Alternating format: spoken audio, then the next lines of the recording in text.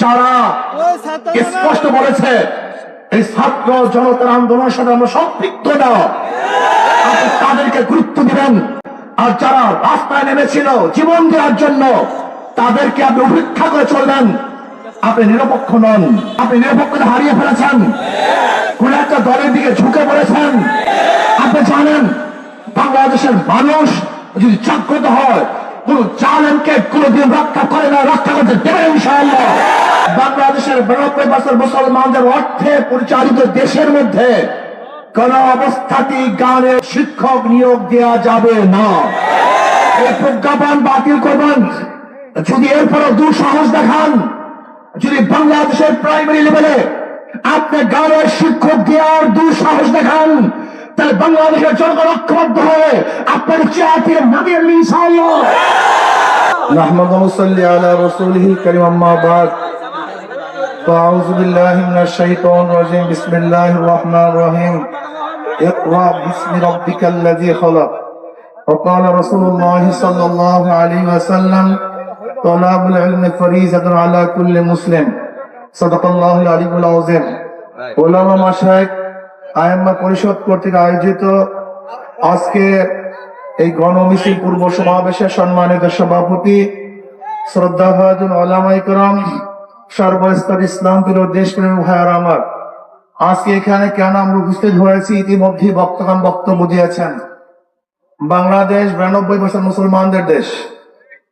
কাজী আমাদের যারা সরকার প্রধান হবেন, অবশ্যই এই মুসলমানদের দেশে মুসলমানদের আদর্শ নীতিকে সামনে রেখে আপনাদের আইন প্রণয়ন করা উচিত, প্রত্যেকটা কাজ করা উচিত। কিন্তু দুঃখের বিষয় হলো এই 92% মুসলমানদের দেশে যারাই শাসক ছিল, তারা মুসলমানদের দিকে লক্ষ্য করে কোন আইন প্রণয়ন করতে পারেনি।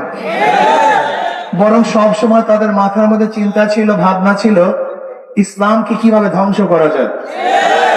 আজকে প্রত্যেকটা প্রাইমারি স্কুলে যে গানের শিক্ষক নিয়োগের প্রজ্ঞাপন জারি করা হয়েছে, এটা তো আওয়ামী লীগের এজেন্ডা ছিল, এটা তো আওয়ামী লীগ জারি করতে চেয়েছিল। আওয়ামী লীগ গানের শিক্ষক নিয়োগ দিবে, কিন্তু মুসলমান এবং উলামায়ে কেরামের আন্দোলনের কারণে নিতে পারে নাই। তাহলে আমি কি দেখলাম, শেখ হাসিনা চলে গেছে, তার চেলা চামুন্ডারা এখানেই আছে। সেখানে শেখ হাসিনা চলে গেছে, তার আদর্শ নীতি বাস্তবায়নের জন্য তার দোসররা এখনো ঘাপটি মেরে বাংলাদেশের বিভিন্ন স্থানে বসে আছে। শেখ হাসিনা যে এই গানের শিক্ষক নিয়োগ দেওয়ার জন্য প্রজ্ঞাপন জারি করেছিল বা করতে পারে নাই, সেটা আপনি কেন করতেছেন? কার ইঙ্গিতে গানের শিক্ষক নিয়োগ দিবেন? এটা কি জাতীয় কোনো শিক্ষা? গান কি আমাদের বাংলাদেশের জাতীয় কোনো শিক্ষা? যদি গান বাংলাদেশের জাতীয় শিক্ষা না হয়, জাতীয় ভাবে সেটার শিক্ষা দেওয়ার জন্য প্রস্তুতি নিচ্ছেন কিভাবে? আমাদের ধর্মীয় শিক্ষা জাতীয় শিক্ষা, যেহেতু মুসলমানদের জন্য ধর্ম শিক্ষা ফরজে আইন। কোন মুসলমান ধর্মীয় শিক্ষায় শিক্ষিত না হলে সে মুসলমান হতেই পারবে না। কাজে জাতীয় শিক্ষা উচিত ধর্মীয় শিক্ষা। যদি কলেমা শিখতে না পারে, শুদ্ধভাবে বলতে না পারে, সেটা মুসলমান না। সূরা ফাতিহা সূরা যদি শুদ্ধভাবে পড়তে না পারে, তা তো নামাজই হবে না। এই জন্য নবী আলাইহিস সালাতু ওয়াস সালাম বলেছেন, প্রত্যেকটা নর নারীর উপরে দ্বীনি ইলম শিক্ষা করা ফরজে আইন।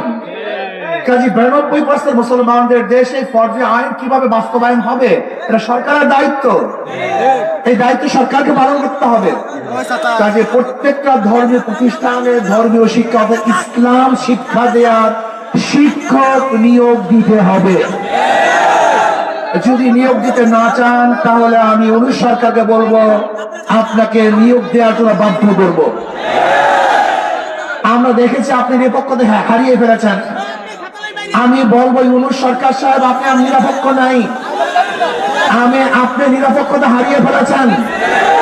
আন্দোলন করেছি আমরা, সংগ্রাম করেছি আমরা, রাস্তায় ছিলাম আমরা, বুলেটের সামনে ছিলাম আমরা, ট্যাঙ্কের সামনে ছিলাম আমরা, রাস্তায় জীবন দেওয়ার জন্য প্রস্তুতি নিয়েছিলাম আমরা। আর আপনি কাদেরকে নিয়ে ঘোরাফেরা করেন? যারা স্পষ্ট বলেছে এই ছাত্র জনতার আন্দোলনের সাথে আমরা সম্পৃক্ত না, আপনি তাদেরকে গুরুত্ব দিবেন। আর যারা রাস্তায় নেমেছিল জীবন দেওয়ার জন্য, তাদেরকে আপনি উপেক্ষা করে চলবেন। আপনি নিরপেক্ষ নন, আপনি নিরপেক্ষতা হারিয়ে ফেলেছেন, কোন একটা দলের দিকে ঝুঁকে পড়েছেন। আপনি জানেন বাংলাদেশের মানুষ যদি জাগ্রত হয়, কোন জালেমকে কোনদিন রক্ষা করে না, রক্ষা করতে দেবে ইনশাআল্লাহ। আমি স্পষ্ট ভাষায় বলে যেতে চাই, বাংলাদেশের প্রত্যেকটা শিক্ষা প্রতিষ্ঠানে কওমি মাদ্রাসা সহ যে সমস্ত আলেমরা সহি আকীদা বিশ্বাসী, সহি শুদ্ধ ভাবে কোরআন তেলাওয়াত করতে পারে, এরকম শিক্ষককে নিয়োগ দিতে হবে। বাংলাদেশের 92% মুসলমানদের অর্থে পরিচালিত দেশের মধ্যে কোন অবস্থাতেই গানের শিক্ষক নিয়োগ দেওয়া যাবে না। এই প্রজ্ঞাপন বাতিল করবেন। যদি এরপরও দুঃসাহস দেখান, যদি বাংলাদেশের প্রাইমারি লেভেলে আপনি গানের শিক্ষক দেওয়ার দুঃসাহস দেখান, তাহলে বাংলাদেশের জনগণ ঐক্যবদ্ধ হয়ে আপনার চেয়ার থেকে নামিয়ে ইনশাআল্লাহ। আপনি চ্যালেঞ্জ দিতে পারেন আমাদের থেকে, আমরা চ্যালেঞ্জ দিলাম।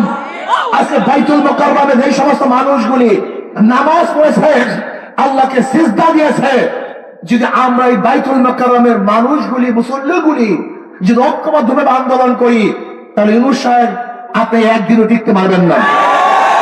আমি বারবার আপনাকে একটা কথা বলি, আপনার সুখে থাকতে ভূতে গিলায় কেন?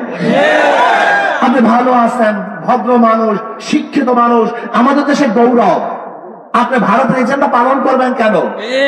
এই গান বাজনা এটা ভারতের কৃষ্টি কালচার, সংস্কৃতি, এটা বাংলাদেশের মানুষের সংস্কৃতি নয়, বরং এইটা আমাদের জন্য হারাম।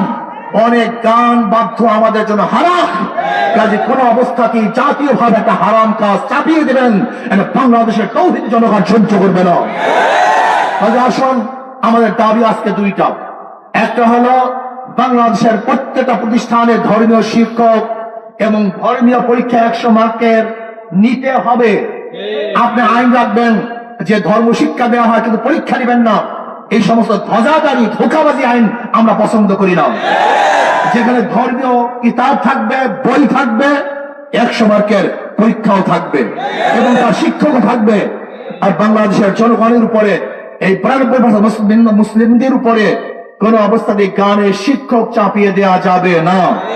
এবং নাস্তিকতাবাদের যত থিওরি আছে, যেখানে দারুইনের থিওরি, এই দারুইনের থিওরি ঈমান ঘাতক যে থিওরিগুলি আছে, বাংলাদেশের কোন পাঠ্যপুস্তকে সেই সমস্ত নাস্তিকের পক্ষের ইসলাম বিদ্বেষী কোন থিওরি থাকতে পারবে না। এবং যে সমস্ত ট্রান্সজেন্ডার সহ যে সময় হাবিজাবি আমেরিকার এবং পাশ্চাত্যদের থেকে আনা সংস্কৃতি আমাদের বাংলাদেশের মানুষ কোন অবস্থাতে সহ্য করবে না। কাজে সচেতন হন। এই দেশটাকে ধ্বংস করার চক্রান্ত আগের থেকে চলতেছিল, এখনো চলতেছে, ভবিষ্যতেও চলবে।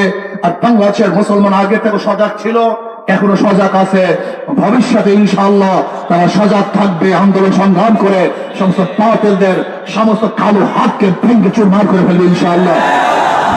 আল্লাহ আমাদের সবাইকে কবুল করুন।